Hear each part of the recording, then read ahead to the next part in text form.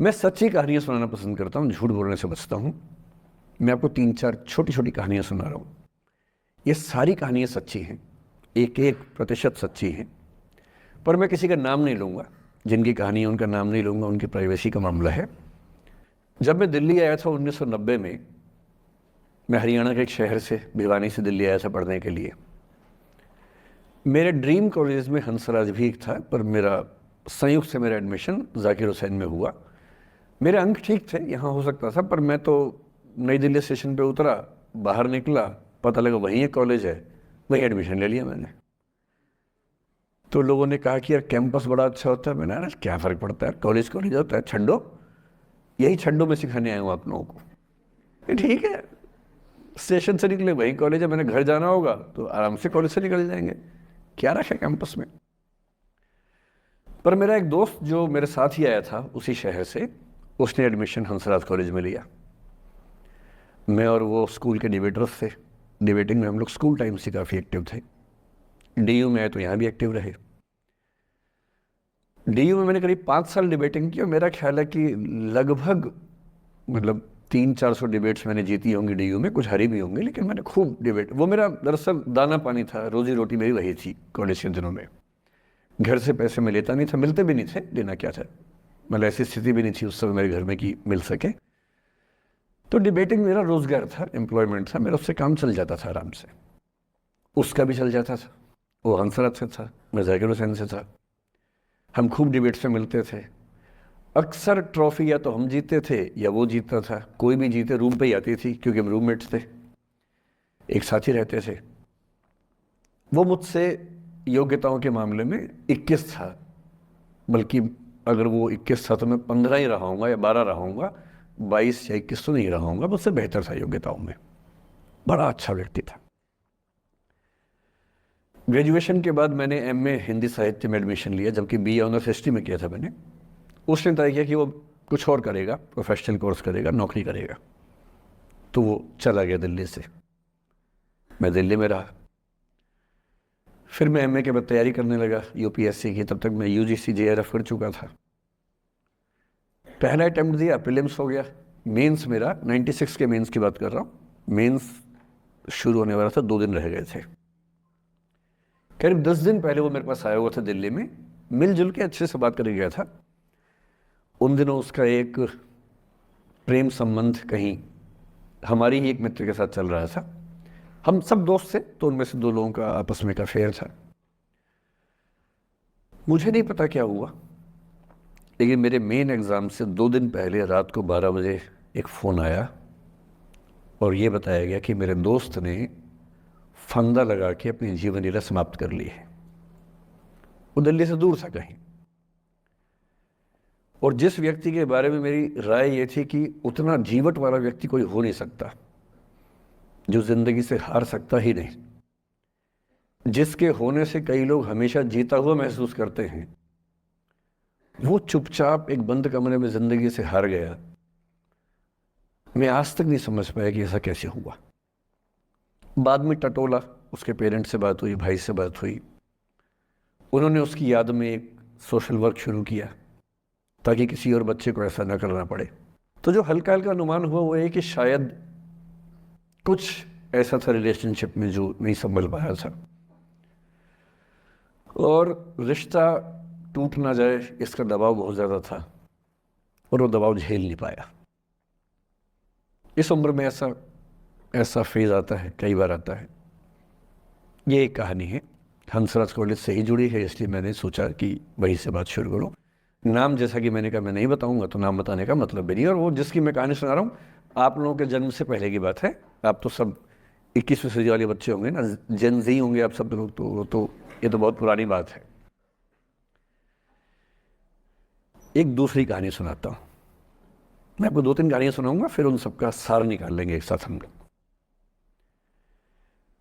दूसरी कहानी ये है कि जब मेरा सिलेक्शन हो गया 97 में, मतलब 96 अटेम्प्ट में पहली बार में मेरा सिलेक्शन हो गया था, मैं एक्सटेंशन लेके तैयारी कर रहा था, और डीयू में मैं पढ़ा भी रहा था उस समय। तब मैं शायद डीएवी कॉलेज में था या अग्रसेन को, मैं 2 जगह पढ़ा है डीयू में, तो उनमें से किसी कॉलेज में पढ़ा रहा था उस समय में। तो उस समय एक लाइब्रेरी है कैंपस में ही, सेंट्रल रेफरेंस लाइब्रेरी, आप जानते होंगे, CRL बोलते हैं, जो विवेकानंद जी की स्टैचू है उसके सामने ही वो लाइब्रेरी है। उस लाइब्रेरी में नीचे सब बैठ के पढ़ते हैं और टॉप फ्लोर पे रिसर्च फ्लोर है जहाँ MPhil PhD वाले बच्चे पढ़ते हैं। मैं उस समय शायद PhD कर रहा था या MPhil खत्म हुई थी, वहीं बैठता था, पढ़ता था रोज़। कई दोस्त पढ़ते थे हम लोग वहाँ। हम सुबह 8 बजे लाइब्रेरी खुलते ही वहाँ घुसते थे, रात को 1 बजे निकलते थे लाइब्रेरी बंद होने के समय। तो वहाँ एक छत थी, छत पे छोटी सी कैंटीन थी जहाँ हम लोग जब जब बोर होते थे दिन में 3-4 बार जाके चाय पीते थे। चाय पी ली, बिस्किट खा लिया, थोड़ी गप्पे मार ली, वो सब वहाँ करते थे। तो वहाँ मेरे बहुत सारे दोस्त थे, उनमें से कई लोग अब बहुत सीनियर सिविल सर्वेंट्स हैं, कुछ लोग प्रोफेसर्स हैं DU में। 2 बच्चे थे मुझसे जूनियर, 3-4 साल जूनियर थे, बड़े प्यारे बच्चे थे। मुझे उस समय तक पढ़ाई लिखाई का शौक अच्छा खासा हो गया था, तो वो रोज़ मेरे साथ बैठते थे केवल बात करने के लिए। किसी मुद्दे पर बहस करनी है तो बहस होती थी, समझते थे। फिर मुझे पता लगा कि वो दोनों रिलेशनशिप में हैं, रिश्ते में हैं। दोनों ने शादी भी कर ली। उनकी योजना DU में पढ़ाने की थी या सिविल सर्विस की भी थी, शायद, पता नहीं। मेरा इंटरेक्शन बहुत ज़्यादा उसके बाद रहा नहीं उनसे, क्योंकि मैं सर्विस में चला गया था। इतने जिज्ञासु बच्चे थे दोनों, इतने जिज्ञासु कि उनसे मिलकर तबीयत खुश हो जाती थी कि हर चीज़ जानने का मन करता था उनका, हर विषय पढ़ने का मन करता था। एकदम जीवन से भरे हुए बच्चे, आंखों में चमक ऐसे। फिर दोनों की शादी हुई तो मैं शादी में जा नहीं पाया, क्योंकि मेरा रिश्ता सिर्फ लाइब्रेरी में 1 घंटा गप मारने वाला था, उससे ज़्यादा था नहीं रिश्ता उनके साथ। फिर सुनता रहता था कि मैं सब बढ़िया चल रहे, पढ़ाई कर रहे हैं, तैयारी कर रहे हैं। इंटरकास्ट मैरिज की उन लोगों ने, खूब हंगामा हुआ, दोनों घर में तलवारें खिंच गई। किसी तरह से तलवारें संभाली गई, मैनेज हुआ, दोनों साथ रहने लगे। और फिर 3-4 साल के बाद एक दिन मैंने खबर सुनी कि उस बच्ची ने फंदा लगा के जीवन लीला समाप्त कर ली। ये बात भी दिल्ली विश्वविद्यालय की। ये उस दौर के सब लोग इस कहानी को जानते हैं। मेरे ख्याल से दोनों कहानी आपकी प्रिंसिपल मैडम जानती होंगी। नहीं ध्यान कर पाएंगे तो मैं उनको जैसे नाम बोलूँगा अकेले में, वो तुरंत समझ जाएंगे मैं किसकी बात कर रहा हूँ। मैं आज तक नहीं समझ पाया कि ऐसा क्या हुआ होगा। तो बाद में अनुमान जो हुआ वो ये, इंटरकास्ट मैरिज, परिवार का दबाव, समाज का दबाव, आपस के दबाव, टॉक्सिक रिलेशनशिप, अंत में उस दबाव को न झेल पाना और जीवन समाप्त कर देना, ये हुआ। ये 2 घटनाएं हैं। एक तीसरी घटना ये है कि दिल्ली में आज से 25 साल पहले एक घटना घटी। आप लोग तब बस पैदा हुए होंगे, घुटनों में चल रहे होंगे, या उससे 5-7 साल पहले की बात रही होगी। ये घटना दिल्ली के सब सीनियर लोग जानते हैं, जिनकी उम्र 35-40 साल है वो सब जानते हैं इस घटना को। मोबाइल फ़ोन में वीडियो नया नया आया था उस समय। अब तो आपके हर फ़ोन में वीडियो है, अब तो सामने भी है, ताकि आप वैसा वाला मुंह बना के सेल्फी खिंचवा सके। पाउट बोलते हैं ना, मैं उसको देसी भाषा में सूअर जैसा मुंह बोलता हूँ, और वैसा ही बनता भी है। क्यूट क्यूट सा सूअर जैसा मुंह बना के लोग सेल्फी खिंचवाते हैं, उसको बोलते हैं पाउट। तब तो कैमरा फ़ोन में पहली बार आया था, तब लोग अभ्यस्त नहीं थे। अब जैसे आप लोग कितने अभ्यस्त होंगे, हम भी होने लग गए। अब हम किसी से बात करते हैं तो हम ये एज्यूम करके चलते हैं कि उसने फ़ोन में कुछ ना कुछ ऑन कर रखा होगा, या तो आवाज़ रिकॉर्ड करेगा या वीडियो बनाएगा। तुम कितने केयरफुल होकर बोलते हैं, कितने कॉन्शियस रहते हैं। और सर्विलांस सोसाइटी की सबसे बुरी बात यह है कि हम हमेशा चौकन्ने रहते हैं, हम सहज हो ही नहीं पाते। सहज रूप से 2 लोग बात कर लें, हो ही नहीं पाता। तो मैं तो अपने ऑफिस में कई बार ऐसा करता हूँ, जब हम 3-4 लोग बैठते हैं इनफॉर्मल बातचीत के लिए, हम सब अपना अपना फ़ोन कमरे के बाहर छोड़ के आ जाते हैं, फिर 2 घंटे बात करते हैं, इस भय से मुक्त होके कि कहीं कोई रिकॉर्ड तो नहीं कर रहा। ये हालत है आज की। उस ज़माने में तो फ़ोन थे। मोबाइल फ़ोन आया था भारत में लगभग 1995 के आसपास पहली बार। बड़ा महंगा था, ₹16 प्रति मिनट इनकमिंग, ₹16 प्रति मिनट आउटगोइंग, ये रेट से उस समय। और फ़ोन वो थे जिनसे आप कील भी ठोक सकते हैं, वैसे वाले फ़ोन थे, बटन वाले फ़ोन थे, नोकिया एक कंपनी थी, उसके फ़ोन हुआ करते थे। उसके 4-5 साल के बाद क्या हुआ, पहली बार किसी कंपनी ने फ़ोन में कैमरा लगा दिया। ये बात उस समय के लोग नहीं समझते थे। जब भी नई तकनीक आती है उसको समझने में टाइम लगता है। जो पहले समझते हैं फ़ायदा उठा लेते हैं, जो थोड़ा लेट समझते हैं वो उसका नुकसान उठाते हैं। उस समय दिल्ली के एक प्रसिद्ध स्कूल में 11वीं-12वीं क्लास के 2 बच्चों में आपस में कोई रिलेशनशिप रही होगी। वो दोनों किसी ऐसी सिचुएशन में थे जो सिचुएशन बहुत ही प्राइवेट किस्म की थी, बहुत निजी किस्म की थी, जिसको पब्लिक नहीं कर सकते। कुछ फिजिकल रिलेशनशिप जैसा मामला था। उस दुष्ट लड़के ने लड़कों के इतिहास को कलंकित, लड़कों का इतिहास वैसे भी कलंकित ज़्यादा है, उसे और कलंकित करते हुए उस पूरे सिचुएशन का वीडियो बना लिया। ऐसे मामलों में दुर्भाग्य है, मैं लड़का हूं इसलिए लड़के पवित्र थोड़ा ना हो जाएंगे, लड़का है इतिहास कलंकित तो है, उसका वीडियो बना लिया और दुष्टता का चरम स्तर निभाते हुए वो वीडियो अपने एक दोस्त को शेयर कर दिया। ये कहे कि किसी और को दिखाना मत, जैसा कि होता है अफवाहों की दुनिया में। हर अफवाह एक व्यक्ति एक को ही बताता है, ये कह के किसी और को मत बताना, और अगला व्यक्ति भी अगले को यही कह के बोलता है किसी और को मत बताना, और इस तरह से पूरे शहर को खबर होती है और सबको लगता है कि सिर्फ मुझे पता है। वो वीडियो फैल गया। नए नए फ़ोन आए थे, पर वो फ़ोन कम लोगों के पास थे, कैमरे वाले फ़ोन। तो फ़ोन से कितना फैलता, ज़्यादा नहीं फैला। लेकिन उस समय दिल्ली की एक कुख्यात मार्केट हुआ करती थी, पालिका बाज़ार, अभी भी है, पर तब वो कुछ और कामों के लिए कुख्यात हुआ करती थी। अब तो कपड़े मिलते हैं, तब कपड़ों के साथ कई चीज़ें और मिलती थी वहाँ। जैसे गंदी फिल्मों की सीडी चाहिए हो तो वहाँ मिलती थी, ग्रे मार्केट में, चोरी छिपे। इस वीडियो को सीडी में कन्वर्ट करके लोगों ने वहाँ से खरीदा, लाखों करोड़ों की संख्या में। नए नए टेलीविज़न चैनल प्राइवेट आए थे, और प्राइवेट टीवी चैनल को खबरों की भूख इतनी होती है कि वो खबर के लिए जान दे सकता है और जान ले भी सकता है किसी की। 24 घंटे इस खबर पे, इस चीज़ पर खबरें चल रही थी सारे चैनल्स में, कि ये वो लड़का है जिसने ऐसा किया, ये वो लड़की है, ये वो स्कूल है, इस स्कूल की प्रिंसिपल से बात करेंगे, इससे बात करेंगे। वो जो बच्ची थी जिसकी इसमें कोई गलती नहीं थी, सिवाय इसके कि वो किसी एक लड़के से प्रेम करती थी, जो कि उस उम्र में बच्चे कर बैठते हैं। इसके लिए बहुत चिल्लपौनी बचानी चाहिए। अब बच्चों को आप हर बात पे अपराधी नहीं मान सकते। उस बच्चे की गलती सिर्फ इतनी थी कि उसने अपने दोस्त पे भरोसा किया, जो भरोसे के लायक था नहीं। वो नीच किस्म का व्यक्ति था जिसने उस संबंध की गरिमा को समझा नहीं। उस बच्ची के घर के बाहर 24 घंटे न्यूज़ चैनल से कैमरे खड़े रहे। घर से कोई भी निकले, 50 कैमरे पीछे, आप बताइए आपकी बेटी कैसी है, आप बताइए आपकी बहन कैसी है। अंत में उस पिता ने अपनी बच्ची को इस देश से बाहर भेज दिया। उसके कुछ दिन बाद की जो खबर टीवी चैनल से नहीं दिखाई, उसके पिता ने आत्महत्या कर ली। ये तीसरा इंसिडेंस है। ये सारी खबरें सच्ची बता रहा हूं मैं, इनमें से एक भी झूठ नहीं है। झूठी कहानियों से मोटिवेशन दिया जा सकता है, मैं जानता हूं, पर जब सच्ची कहानियां हैं तो मैं झूठ क्यों बोलूं? सारी सच्ची कहानियां बता रहा हूं मैं आपको।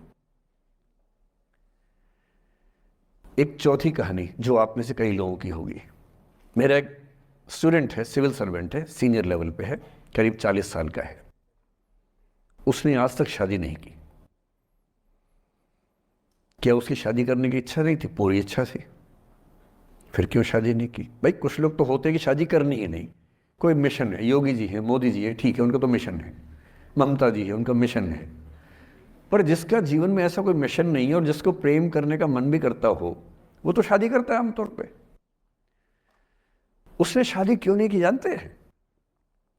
जब वो 25-26 की उम्र में था, जब वो मेरा विद्यार्थी भी था, एक दिन मेरे पास आके बोला कि सर एक बात करना चाहता हूँ। मुझसे मेरे स्टूडेंट्स ऐसी बातें खूब करते हैं पर्सनली आके, अब तो मैं टाइम कम दे पाता हूँ, पहले तो ये सब होता रहता था क्लास के अलावा। एकदम रोता हुआ आया, आंखों में आंसू भरे हुए बहुत सारे। अरे क्या हो गया भाई? तो फिर उसने किसी का नाम बताया कि सर वो है मेरी स्टूडेंट थी, कि सर उसके साथ रिलेशनशिप थी, उसने धोखा दिया है मुझे। उसकी कहानी भी तो सुनी, और मैं जब जब दोनों कहानियां सुनता हूं मुझे लगता है कि मामला ग्रे है। आप किसी एक पे उंगली उठा ही नहीं सकते कि इसने ऐसा किया, दोनों की गलतियां होती हैं, ऐसा थोड़ा ना कि एक की होती है। बहरहाल इन भाई साहब को ऐसा लगा कि धोखा हो गया उनके साथ, तो मैंने कहा चलो कोई बात नहीं यार, हो गया तो हो गया, तू नहीं कोई और सही, ऐसा क्या है। इतनी बड़ी दुनिया है, 8 अरब की आबादी अब है, उस समय भी 6-7 अरब तो थी। मैंने कहा 3.5 अरब 350 करोड़ में कोई तो होगी तुम्हारे लिए, ऐसा क्या है, कोई और देखेंगे। पर वो थोड़ा ज़्यादा सेंटिमेंटल था उस समय। धीरे धीरे पता नहीं उसके मन में क्या बैठ गया, उसके मन में ये बैठा कि दुनिया की सारी लड़कियां धोखेबाज होती हैं। ऐसे मूर्खों की कमी नहीं है दुनिया में, ऐसे बहुत मूर्ख हैं। दर्शन की दुनिया में इसे अवैध सामान्यीकरण कहते हैं, इलिसिट जनरलाइजेशन। इसका मतलब बहुत छोटे सैंपल के बेस पे ये समझ लेना कि ये थियरी पूरे ब्रह्मांड पर लागू होती है। एक लड़की ने धोखा दिया, मान लीजिए धोखा दिया, धोखा इसने दिया कि उसने दिया कि किसी ने दिया, जो भी कहानी हो, एक सैंपल से ये मान लेना कि सब ऐसे होते हैं। और उसके बाद से उसने कम से कम 10 बार कोशिश की, 10 लोगों से मिला, बातचीत की शादी के लिए। डेटिंग तो क्या करेगा 40 की उम्र में, लेकिन हाँ बातचीत करके देखा कि शायद रुचियाँ मिल जाएं, स्वभाव मिल जाए, तो शादी के बारे में सोचें। हर बार 3-4-5 मीटिंग के बाद वापस हट जाता है। अब तो मैंने पूछना बंद कर दिया है, जब तक मैं पूछता था बोलता था कि सर 3-4 मीटिंग के बाद लगता है कि ये भी वैसी ही है। मैंने कहा भूल जाओ भाई, उससे भूल जाओ, बात खत्म हो गई। उसके बच्चे घूम रहे हैं आजकल स्कूल में, अब तुम कम से कम शादी तो कर लो। वो भाई साहब आज तक अकेले हैं, और अब तो बाज़ार में मूल्य भी कम हो गया उनका, अब विकल्प भी ज़्यादा नहीं मिलते हैं। अब जो विकल्प मिल रहे हैं वहाँ उसकी रुचि और कम हो गई है, तो पूरी संभावना है कि वो जीवन अकेले ही गुजरेगा अब उसका। एक अंतिम एग्जाम्पल देके फिर मैं निष्कर्ष की तरफ बढ़ूंगा। मैं एक आईएएस ऑफिसर को जानता हूँ, 2 आईपीएस को जानता हूँ, बहुत योग्य लोग, देश के सबसे अच्छे संस्थाओं से पढ़े हुए लोग, प्रॉपर आईएएस प्रॉपर आईपीएस में नौकरी करने वाले लोग, और इन तीनों ने अपना जीवन समाप्त कर लिया नौकरी में रहते हुए। क्यों? क्योंकि नौकरी और घरेलू जो दुविधाएं थी उनको झेल नहीं पा रहे थे, ना झेल पा रहे थे, ना भूल पा रहे थे, लेट गो नहीं कर पाए, तो गिव अप कर दिया। और इसलिए मुझे अक्सर लगता है कि जितनी चीज़ें हम सिखाते हैं बच्चों को, हिस्ट्री, इकोनॉमिक्स, लिटरेचर, वो सब ठीक है, उनका भी महत्व है। शायद उससे ज़्यादा महत्व इस चीज़ का है कि ये समझें कि अपने इमोशंस को कैसे मैनेज करना है। जब जीवन में ऐसा लगे कि सब खत्म हो गया है, जब जीवन में लगे कि बहुत टॉक्सिक किस्म की लाइफ हो गई है, उससे बाहर कैसे निकलें, शायद ये सबसे महत्वपूर्ण लेसन होता है जो हम सबको सीखना चाहिए। मैंने कहीं से सीखा नहीं है, ना मैंने ऐसी किताबें पढ़ी हैं, हालांकि मैंने 2 किताबें मंगवाई हैं पिछले हफ्ते, पढ़ी नहीं है अभी तक, तो मैं किताबों के बेस पे नहीं जानता कैसे सीखते हैं, लेकिन ज़िंदगी से तुम सीख सकते हैं। इन कहानियों का सबका एक ही सार है, वजह अलग अलग है। एक व्यक्ति ने इसलिए अपना जीवन समाप्त किया कि वो रिश्ता उसके हाथ से छूट रहा था, एक ने इसलिए जीवन समाप्त किया कि रिश्ता बन गया था पर समाज के दबाव, घर के दबाव मैनेज नहीं कर पाए। एक ने ज़िंदगी भर शादी नहीं की सिर्फ इसलिए कि वो पुरानी यादों को भूल नहीं पाया। अरे एक बार गलती हो गई तो हो गई, आगे तो संभावना जीवन में है भाई, क्यों इतना हावी रखना उसी दिमाग के ऊपर। कुछ लोग देश की सबसे अच्छी नौकरी में होकर हर पैमाने पर सफलता की हर कसौटी पे खरा उतरने के बाद जीवन नहीं बचा पाए, क्योंकि दूसरों की नज़र में आप बहुत सफल हो जाए, अपनी नज़र में शून्य हो, तो फिर जीवन कैसे बने, जीवन कैसे बचे। इन सारी कहानियों का मूल भाव एक ही है, अगर आप खुद को हैंडल नहीं कर सकते तो दुनिया को क्या हैंडल करेंगे। दुनिया को हैंडल करने से पहले खुद को हैंडल करना सीखना पड़ता है, और उसका सबसे आसान जो रामबाण उपाय है उसको बोलते हैं द आर्ट ऑफ लेटिंग गो। जाने दो। वो अफसाना जिसे अंजाम तक लाना न हो मुमकिन, उसे एक खूबसूरत मोड़ देकर छोड़ना अच्छा।